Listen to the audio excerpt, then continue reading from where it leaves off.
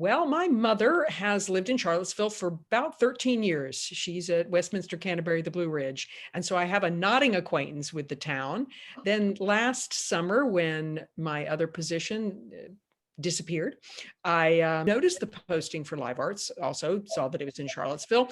And I was immediately drawn to the kind of work that was being done, that had been done, because that really gave me a sense of the spirit of adventuresomeness and just risk taking that I totally embrace myself.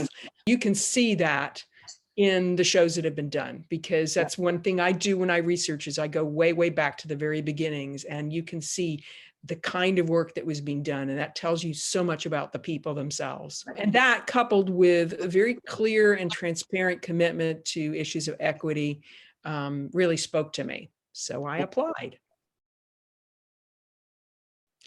Yes, it's a good question. We are a little bit behind here and rushing to get back on track. But I think you're going to find that everyone feels great anticipation and excitement to get back into space, back in front of our audiences and working with our community. So right now, what we're looking at is slightly truncated, but quite, I think, full and challenging season, which would be 4 productions in the Gibson space and 1 production only in the Founders, that being because of capacity limitations. And we feel more confident in knowing that we can really utilize that space in 2022. We're also going to be able to have a teen musical, which I understand didn't get to happen this year. So excited about that. And to actually open the space up will be right after Labor Day. Locally sourced festival is coming back in from the Playwrights Lab.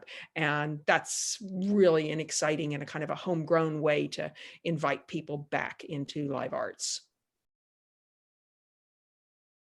Yes, let me start with Sweat. Well, I knew in both cases that it was very important to me to respect commitments that have been made. So I wanted to talk to the directors first and see where their heads were about that. Sweat in particular, because it had gone so far down the road, as I understand, was almost going into tech or was going into tech. So such a lot of work and heart that had gone into that show when it had to get closed down. I spoke to Adrienne Oliver, and she was very frank with me about the fact that she and a number of her cast had already said goodbye and had grieved for the show.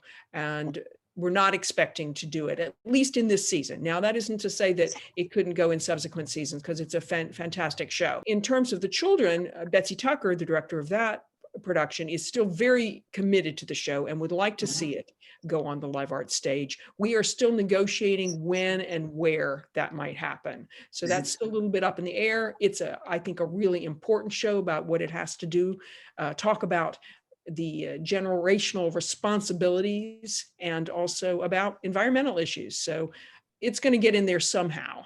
We just don't know the details yet. Yes, I'll speak in sort of very general and simple terms. For the plays, the work itself, I always look to the heart of a piece and whether it has heart, and even in the most tragic pieces, whether there is some kind of hope for humanity within it. I personally don't want to send somebody out of a theater feeling like they're despairing for humanity. That's just a personal philosophy. And like I say, I've done very, very serious shows about really horrible topics, but there is always that seed of some kind of hope for humanity in it. So I look to that. Then as a whole season, as a whole, I look to balance, and that could be from obvious things like balancing the style of a piece and the numbers in a cast, to the expenses, the budgets of shows. And it's a complicated process because you want to take into account so many different elements, but it's a matter of balance.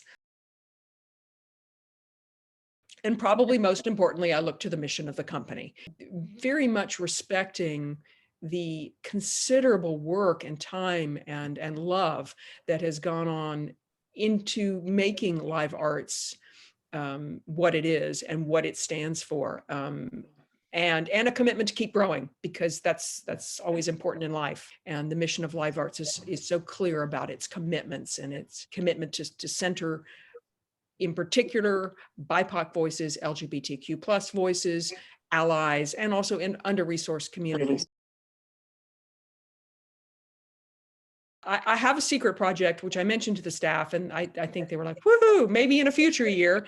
But it's a project that would entail using every single inch of space in the Live Arts building, both theaters, the rehearsal space, the lobbies, and also include the educational department and the education program, because it's a wide range of ages. It's a huge project. The hint is that the playwright has been done, a different play that this person wrote has been done at Live Arts. So there's some familiarity, but I just love this. I love this play, and I love the idea of using the space as a journey, because the story is a journey story. So on Friday, July 23rd and Tuesday, July 27th, from 7 to 8:30 p.m. Eastern Time, we are going to hold community conversations on Zoom. I'm sorry, but they're got to be on Zoom. We are going to talk about the plays that we're thinking of that are under consideration. And at the same time, as you're probably seeing this video, you'll see some links to a folder on a Google Drive that will have scripts in it that you can read or not read or skim, and also a summary document with some YouTube links for promos, interviews, so you get a flavor of some of the shows as well. And Shannon Montague, who is on the Live Arts Board, is very, very kindly going to be facilitating these conversations. So I invite everybody to join me and talk to me about these shows and about the work. Yeah, I'm excited. I'm excited about them. I am open and accessible. I may not be there physically until after Labor Day, but I am accessible. So just email me, Susan@livearts.org, and we can set up a Zoom or a phone call, or we can just have an email conversation. So I've had the pleasure of already having some great meetings with a couple of very, very stalwart Live Arts community members, and who've worked here for over so many years. And it's been incredibly enlightening and important for me to talk to them. So please get a hold of me.